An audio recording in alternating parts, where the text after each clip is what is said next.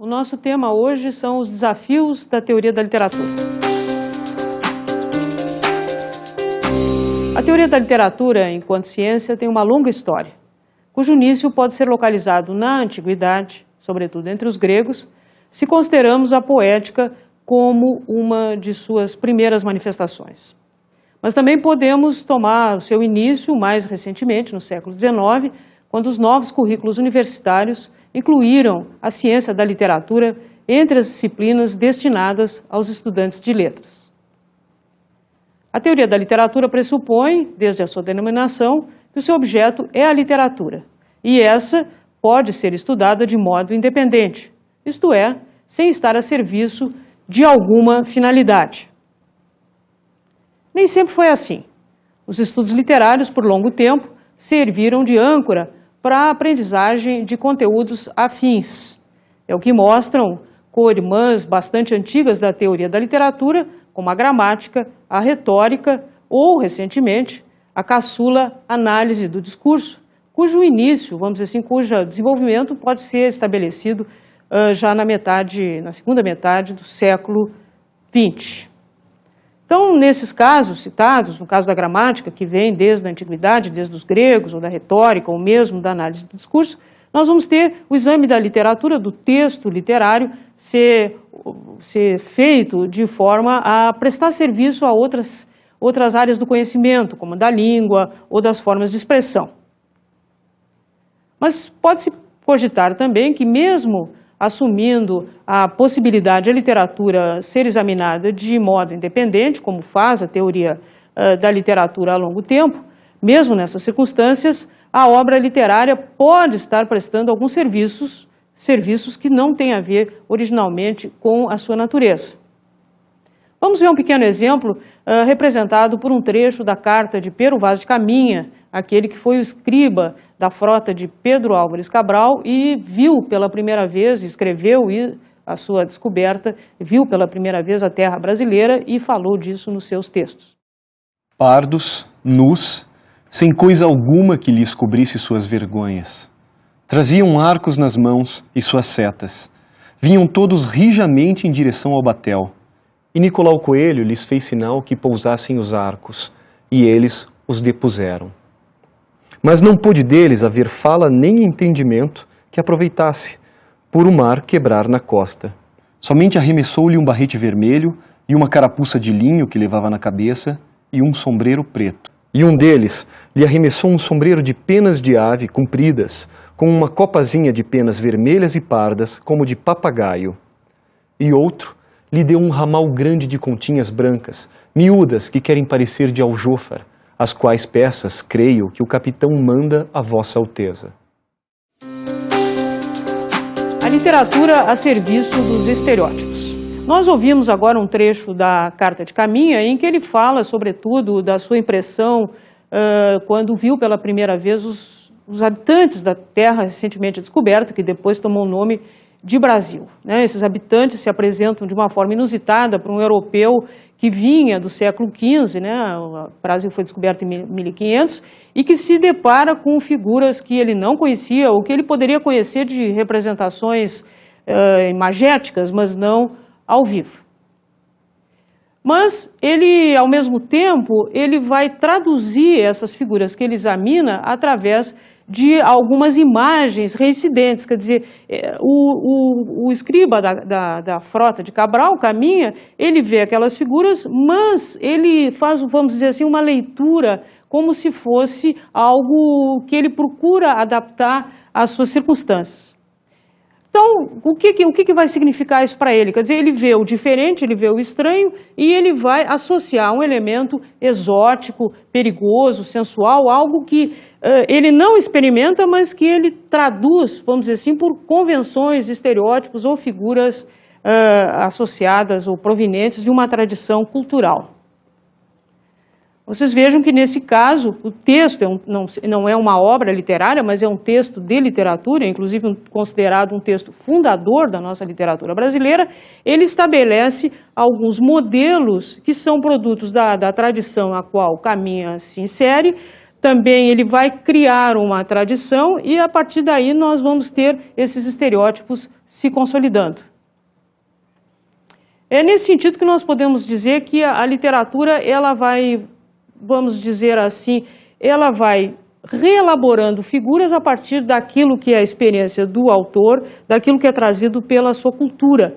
E essas figuras, elas vão se enraizando na nossa tradição. Nós vimos o exemplo agora da literatura representando ou expressando o novo mundo, mas nós podemos encontrar essas mesmas situações em outras obras literárias. Quer dizer, na obra de Camões, como nós vamos ver daqui a pouco, nós vamos ter também esse encontro da literatura ocidental, de figuras, vamos dizer assim, de um criador formado dentro da tradição ocidental, pensando um mundo diferente que é o mundo oriental. Note-se que o Camões, nós vamos ver daqui a pouquinho um trechinho dos Lusíadas do Camões, é um homem que viveu no Ocidente, quer dizer, ele é um homem nascido em Portugal, educado em Portugal, que escreve os Lusíadas tratando desse tema da viagem de Vasco da Gama, mas antes de escrever isso, ele tem uma experiência profunda do mundo oriental. Ele viveu nas Índias, ele viveu na Ásia em geral, mas mesmo assim, como nós vamos ver agora, eu gostaria que vocês prestassem atenção, nós vamos ver que ele vai apresentar esse mundo oriental, esse mundo diferente do dele, com alguns preconceitos muito visíveis. Porém disto que o Moro aqui notou, e de tudo o que viu com o olho atento, um ódio certo na alma lhe ficou, uma vontade má de pensamento. Nas mostras e no gesto o não mostrou, mas com risonho e ledo fingimento, tratá-los brandamente determina, até que mostrar possa o que imagina. Pilotos, lhe pediu o capitão, por quem pudesse a Índia ser levado. Diz-lhe que o largo prêmio levarão do trabalho que nisso for tomado. Promete-lhes o Moro contenção de peito venenoso e tão danado, que a morte, se pudesse, neste dia, em lugar de pilotos, lhe daria. Esse trecho que nós ouvimos, é facilmente perceptível que os moros, vamos dizer assim, os habitantes de certas regiões da África e sobretudo da Ásia, aparecem como figuras bárbaras e cruéis. Eu queria salientar isso porque nós não esperaríamos isso numa visão contemporânea. Mas estamos diante de um clássico da literatura, né? O poema épico de Camões, Os Lusíadas, é um clássico, é algo fundador dentro da nossa literatura em língua portuguesa, e não seremos nós a discutir ou questionar a validade, a importância, a qualidade e mesmo o impacto dessa obra sobre as gerações seguintes, né? Nós sabemos muito bem que boa parte dos poetas de Portugal e do Brasil colonial se inspiraram no poema de Camões. Nós podemos dar os exemplos de Basílio da Gama, criador do Uruguai, de Santa Rita Durão, quando escreveu o Caramuru, e mesmo Cláudio Manuel da Costa, que fez também um poema épico. Todos esses autores seguiram as pegadas do grande mestre que foi Camões.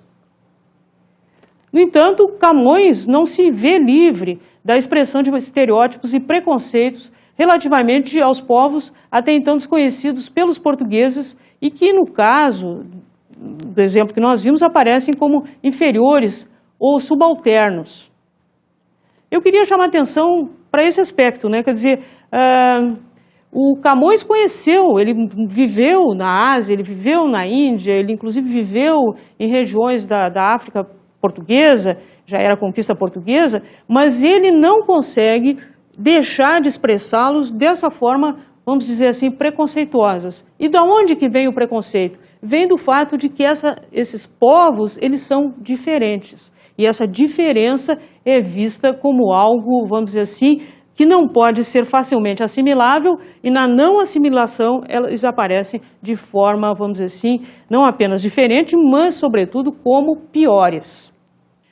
Vejamos agora como os europeus, celebrizados pelas façanhas dos descobrimentos, como foram Américo Vespúcio, antes dele Camões, depois Pedro Álvares Cabral, viram os nativos da América, Nós vamos voltar ao texto do Caminha, que foi, vamos dizer assim, aquele que, em língua portuguesa, expressou pela primeira vez, como eu disse há pouco, esse novo mundo, esse mundo que era imaginado pelos europeus, mas só foi conhecido quando os portugueses aqui colocaram os pés pela primeira vez.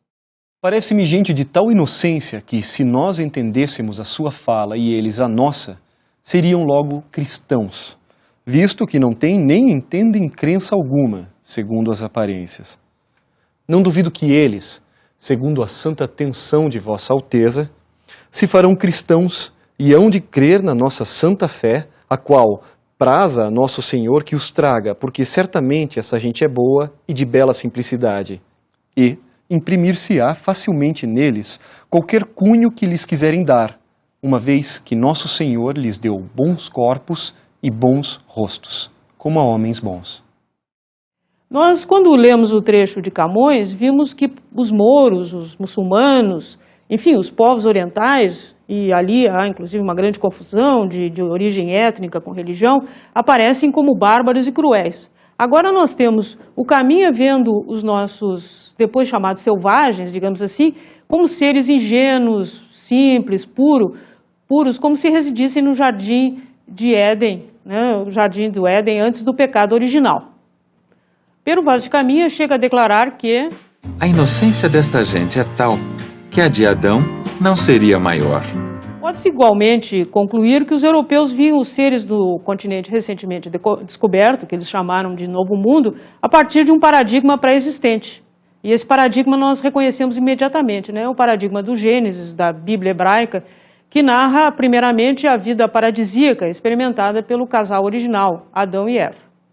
Ainda que a perspectiva adotada não atribua qualidades negativas às pessoas representadas, né, é preciso ver que isso tem um valor positivo, ela não deixa de ser preconceituosa, pois um juízo anterior, o juízo que vem do conhecimento da Bíblia, determina o modo como nos deparamos, conhecemos e descrevemos o mundo até esse momento ignorado. É sob esse aspecto que a literatura pode servir à formação ou consolidação de preconceitos, não porque o autor esteja agindo por mal ou deseje prejudicar alguém. No entanto, ele está imbuído de valores de seu tempo, de que não consegue se livrar, e ele não é que ele deseja se livrar, ele não tem como fazer isso, ele não tem como abrir mão dos seus próprios preconceitos, porque, em primeiro lugar, ele não tem consciência desses preconceitos. É com o tempo que nós nos damos conta de que certos valores de época estão ali presentes. E, de outro lado, porque se ele não lidasse com uma linguagem comum, ele perderia as possibilidades de comunicação com seus contemporâneos. É preciso entender que esses dois portugueses, que eram tanto navegantes quanto escritores, Luís de Camões e Pero Vaz de Caminha, dialogavam com o público, com pessoas. Ainda que o público do escriba da expedição de Pedro Álvares Cabral se reduzisse apenas ao rei Dom Manuel I naquela época. Hoje nós todos conhecemos, mas originalmente ela foi escrita com vistas ao rei. Portanto, eles, de alguma maneira, eles acabaram por introjetar valores de seu tempo que se manifestam em seus textos. Os pesquisadores alinhados com os rumos tomados pela teoria da literatura do final do século XX e do início do século XXI, esse que nós estamos vivendo, preocuparam-se bastante com essa questão. Um dos nomes mais importantes que eu gostaria de salientar é o de Eduard Said. Eduard Said já faleceu há alguns anos, palestino, nascido em Jerusalém na década de 30, que se radicou nos Estados Unidos. E foi ele que chamou a atenção para o fato de que a literatura acaba por forjar certas imagens que colaboram para a dominação de um ou mais povos sobre os outros. Eduard Said refere-se sobretudo à literatura ocidental e difundiu imagens sobre o Oriente que ajudaram os governos imperialistas a dominarem a Ásia. Para entender o raciocínio de Said, nós podemos nos valer dos exemplos que nós citamos antes. Vamos dos Lusíadas de Camões. Ali os orientais, e essa já é vamos dizer assim, uma designação muito ampla e que mostra algum preconceito, eles aparecem como cruéis e indignos de confiança. Portanto, eles podem ser punidos com a violência, a morte e a ocupação territorial. Quando, na realidade, foram os ocidentais, portugueses, franceses, espanhóis, que exerceram a violência contra aqueles povos desde o século XV e o século XVI. Da mesma maneira, os indígenas, referidos por Caminha, aparecem como inocentes e puros, como se fossem crianças pequenas, né? Eles são ingênuos, são permeáveis à inculcação da religião cristã e da catequese, né? Assim como a infância é permeável à educação e à escolarização. Em todos esses casos, nós podemos ver que a literatura como que prepara um caminho para que depois certos, vamos dizer assim, certos processos ideológicos ou processos políticos vamos dizer assim, se encaminhem corretamente sem que as pessoas questionem isso. Questionamento do cânone. Nós estamos aqui perante, vamos dizer assim, uma situação em que a literatura, ela deixa de ser, vamos dizer assim, examinada como um produto, um projeto independente, e ela começa a se relacionar com elementos da sociedade, exercendo aí um papel. São os estudos culturais, vamos dizer assim, a área de conhecimento que se preocupa em definir, descrever esses processos de inculcação de valores do dominante sobre o dominado, através de processos ideológicos variados, entre os quais se contam os documentos literários. Note-se que os estudos culturais já têm uma denominação mais ampla, a literatura aparece aqui, vamos dizer assim, num contexto mais amplo, associado, inclusive, a valores e procedimentos e estruturas, mecanismos sociais. Os estudos culturais também apostam no multiculturalismo e no hibridismo para aceitar as diferentes manifestações procedentes de grupos que não se alinham ao poder vigente. Eu gostaria de destacar esse aspecto, quer dizer, os estudos culturais, eles se preocupam, de um lado, para ver como a literatura, vamos dizer assim, dos grupos dominantes, ou aquela literatura que se consolidou, ela teve um efeito para além do caminho propriamente literário, das funções propriamente da literatura, que são as de representação de mundo e discussão de certos, vamos dizer assim, de certas questões de conhecimento.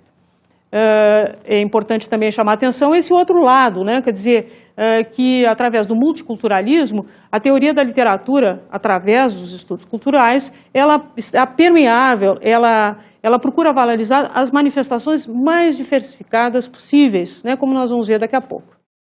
Se de um lado a literatura, assim como seus meios de difusão, pode estar ao lado da dominação política e cultural, de outro, autores, pensadores e críticos, entre os quais, o que nós já citamos, Eduardo Said, podem colaborar para a exposição tanto dos mecanismos de dominação quanto das alternativas de liberação.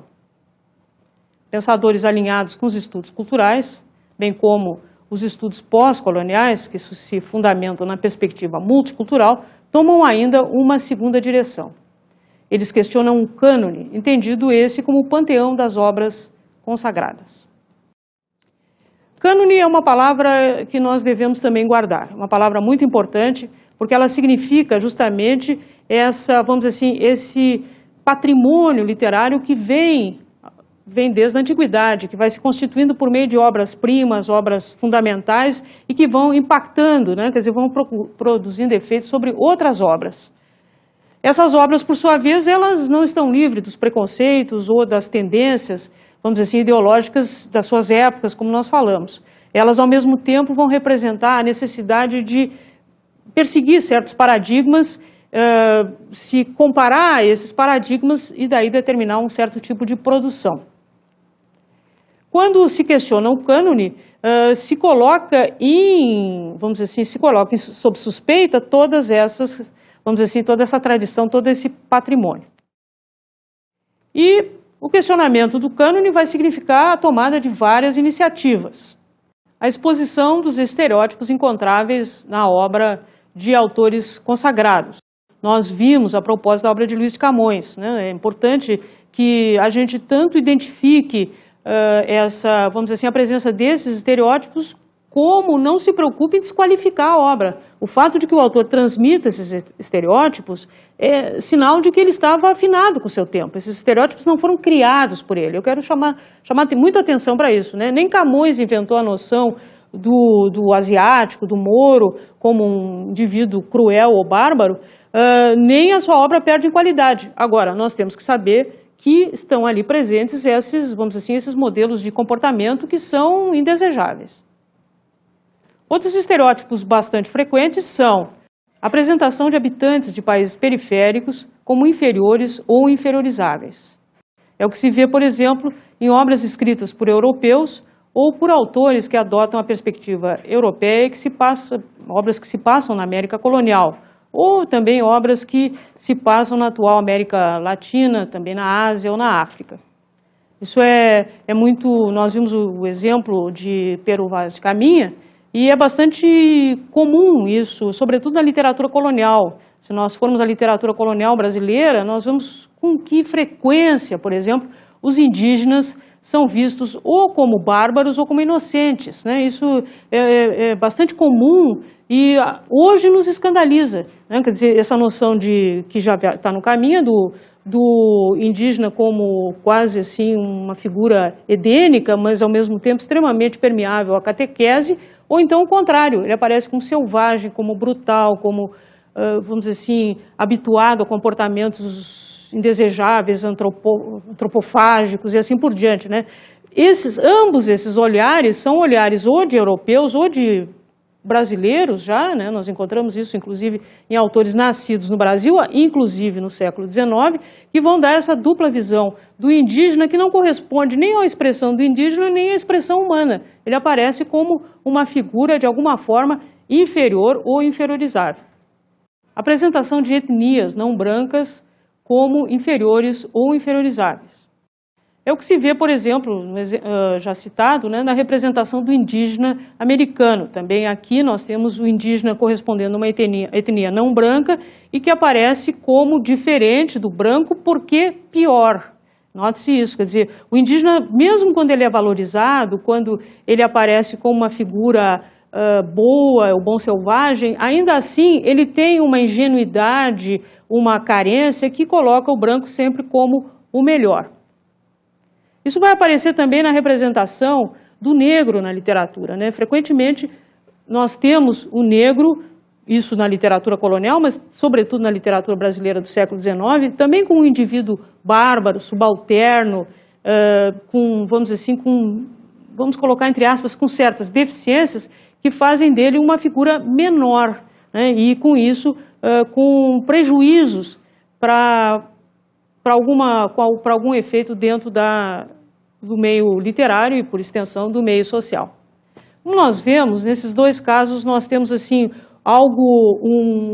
uma figura central, um mundo centralizado, que é o mundo do dominante, quer dizer, é o branco e que vai ver, então, outras etnias ou outras regiões como menores, ele vai diminuir o adversário, digamos assim, né? Quer dizer, então o branco europeu vai diminuir aqueles que não são europeus, ou são americanos, ou latino-americanos, ou são asiáticos, ou são africanos, eles sempre vão aparecer secundarizados. No outro caso também, não se trata apenas da origem territorial europeia, mas da etnia branca que vai diminuir as outras, que poderiam desafiar essa soberania do homem branco. Então, ou é o indígena ou é o negro. E na literatura brasileira, sobretudo quando nós tínhamos, no século XIX, a preocupação com a escravatura, com a liberação, com o abolicionismo, seguidamente, vários autores vão justificar essa condição do escravo, não porque a sociedade era desequilibrada, mas porque o negro carecia de alguma coisa. Vocês vejam que essas pessoas incorporavam preconceitos e representavam dentro das suas obras. Nós vamos ter também a exposição de personagens que não pertencem às religiões cristãs como inferiores, pouco confiáveis ou visivelmente enganadoras. Esse estereótipo ele também é bastante frequente na literatura, sobretudo do século XVII, XVIII até o XIX. Na literatura contemporânea, nós temos uma redução disso, talvez até por um certo policiamento dos escritores. Porém, por muito tempo, os judeus, por exemplo, constituíram os personagens prediletas para corporificar heresias ou comportamentos demoníacos, né? Nós temos, por exemplo, seguidamente essa noção do judeu como o usuário, o agiota, enfim, aquela pessoa que está só preocupada com dinheiro, ou então ela está associada aos elementos negativos da religião, né? O demônio, as forças do mal, a magia e assim por diante. Nós temos, por exemplo, na cultura de massa, também a presença desse preconceito, até com mais força do que na literatura contemporânea. Como eu disse, a literatura contemporânea tem se policiado a respeito disso. Mas quem lembra o cinema, por exemplo, dos anos 30, dos anos 40, vai lembrar que os chineses eram as forças do mal, né? Ninguém se incomodava muito de que fossem chineses ou orientais que representassem aqueles elementos, o Fu Manchu, aqueles elementos negativos. Hoje são os muçulmanos, né? Como nós temos no plano político os conflitos com o Oriente Médio, com o terrorismo de alguns segmentos muçulmanos, seguidamente os muçulmanos aparecem estigmatizados de forma geral. E isso provoca o sentimento de que aquelas pessoas elas não são como nós, né? Elas são piores. Às vezes nós temos isso também se passando com os latino-americanos, né? Nós somos latino-americanos, mas nos deparamos no cinema, sobretudo, com o fato de que, bom, se aparece um latino, ele não é boa coisa, não é boa gente. E isso, vamos dizer assim, é fruto de preconceitos. Esses preconceitos estão presentes nas obras de arte, estão presentes no cinema e na literatura de massa, mas também, às vezes, inclusive, na literatura de gente muito boa. Nós temos também a apresentação de mulheres como figuras angelicais ou demoníacas, seguidamente criminalizadas quando não se enquadram no modelo considerado adequado pela sociedade patriarcal. Esses são dois modelos de figura feminina, né, que seguidamente nós encontramos. Quer dizer, ou a mulher é aquele ser angelical e puro, como na literatura do romantismo, por exemplo, ou muitas vezes na literatura de massa, ou então é aquela femme fatale, a mulher demoníaca que destrói lares, ou provoca ruína das pessoas, né? De alguma maneira, há vamos dizer assim, uma incorporação de elementos malévolos ou bons demais na figura feminina que corresponde a preconceitos com que a mulher é vista no mundo masculino. É bastante provável que um texto literário, em algum momento, incorpore algum desses estereótipos e que são revelados pelos pesquisadores que não adotam, diante do cânone, a atitude sacralizadora que impera na história da literatura. A história da literatura, seguidamente, enquadra essas obras dentro de um patrimônio e não necessariamente revela esses aspectos, né? Mas quando nós questionamos o cânone, nós temos que discutir essas questões. Isso não significa que necessariamente nós rejeitemos essas obras, eu vou insistir nesse ponto, né? Quer dizer, o fato de que nós identifiquemos, por exemplo, no romantismo brasileiro, esses dois modelos femininos, ou em alguns autores, como inclusive Bernardo Guimarães ou Joaquim Manuel de Macedo, os estereótipos da figura negra, não quer dizer que nós devemos rejeitar esses textos, mas nós devemos compreendê-los dentro desse horizonte de valores, alguns valores ideológicos que predominavam nesse tempo, na época em que os autores viveram e que escreveram. Se essa é uma das tendências dos estudiosos preocupados com a questão do cânone, a outra se caracteriza por reivindicar a inclusão de nomes do passado literário que foram esquecidos pela história. É importante também chamar a atenção para esse aspecto. A história da literatura se caracteriza, às vezes, pela inclusão de grandes obras que, às vezes, apresentam, vamos dizer assim, essas fragilidades ideológicas, o que não as prejudica, mas, por outro lado, a história da literatura também omite, exclui, não se dá conta de obras muito importantes num certo momento que, por alguma razão, ficaram para trás, foram esquecidas. Por isso essa tendência, vamos dizer assim, essa tendência de buscar incluir no cânone obras que foram esquecidas por alguma razão, é muito fecunda, pois ela enriquece a tradição, trazendo para a atualidade do público leitor obras que por alguma razão foram escamoteadas. Às vezes elas foram esquecidas, às vezes elas foram realmente varridas para baixo do tapete. Essa iniciativa foi tomada primeiramente pela crítica feminista, que reivindicou a construção de um cânone que levasse em conta a escrita feminina, né? E foi o que consolidou essa tendência, né, tão importante a partir dos anos 80, do século XX, que nós chamamos de crítica feminista. A crítica feminista ela se caracteriza por alguns tópicos que eu gostaria de fortalecer, chamar a atenção, né? O primeiro é a discussão da organização do cânone, né? Porque esse cânone excluiu a literatura produzida por mulheres. Isso significa que, seguidamente, as obras dessas autoras não foram incorporadas à tradição da história da literatura, ou foram incorporadas apenas algumas, né?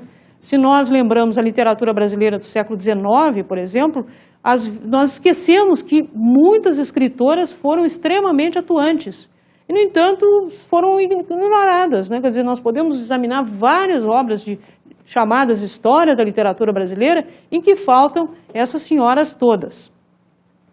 Outra preocupação da crítica feminista é introduzir na história da literatura essas obras de autoria feminina, propondo um cânone renovado, né? Isso significa que não apenas se trata de somar novas obras, mas repensar o cânone. Quer dizer, um cânone que inclua autoras não é o mesmo cânone anterior com elas presentes. Não, isso significa que nós temos de refazer, estabelecer novos paradigmas, novas coordenadas de elaboração da história da literatura. A crítica feminista teve como uma das suas principais tarefas essa revisão, digamos assim, da história da literatura. Mas se inseriram a esse projeto pesquisadores que reivindicaram ainda outras questões, né? Uma delas muito importante é a consideração das diferenças sexuais e as suas consequências na literatura. E resulta disso a chamada crítica de gênero. Eu gostaria de explicar o que significa a passagem da crítica feminina ou a crítica feminista à crítica de gênero. Significa, a crítica feminista originalmente se preocupou justamente com esse trazer para dentro da história da literatura obras de autoria feminina. A crítica de gênero vai um pouco mais adiante, ela se preocupa em examinar em que a questão, a pertença sexual do autor interfere na sua obra, ou em que uma obra revela sobre essa pertença sexual do autor. Foi importante também, na sequência da crítica de gênero, e sobretudo dos estudos culturais que nós estamos examinando, a inclusão de literaturas de outras etnias dentro do quadro maior de uma literatura nacional, né? É o caso, por exemplo, da literatura dos afrodescendentes, dos nativos americanos ou dos imigrantes europeus, né? Isso significa a inclusão de outros segmentos, né? Outros segmentos não apenas étnicos como religiosos, né? O caso da literatura dos grupos judaicos, dos grupos de imigrantes, dos grupos de orientais, todos esses trouxeram para uma literatura nacional a sua contribuição cultural e tem a sua especificidade. A teoria da literatura no horizonte do século XXI. O resultado dessas pesquisas enriqueceu o patrimônio da literatura, ao mesmo tempo em que chamou a atenção para a variedade e multiplicidade das alternativas para a criação literária. A teoria da literatura deixou de lidar com um território exclusivo e elitista de obras. Ela também perdeu a sua inocência inicial, né? Já que os estudos contemporâneos evidenciam em que medida a criação é atravessada por uma série de constrangimentos e condicionamentos que podem escapar ao controle do escritor e que exigem do escritor uma atenção constante. Por último, e não menos importante, a teoria da literatura viu-se motivada a atuar de modo interdisciplinar, alargando o conceito de texto ao incluir expressões não necessariamente canônicas, e acolhendo modelos de investigação oriundos de outras ciências humanas. Mais democrática e mais consciente de seus rumos e tarefas, a teoria da literatura entra no século XXI de modo renovado e permanentemente crítico.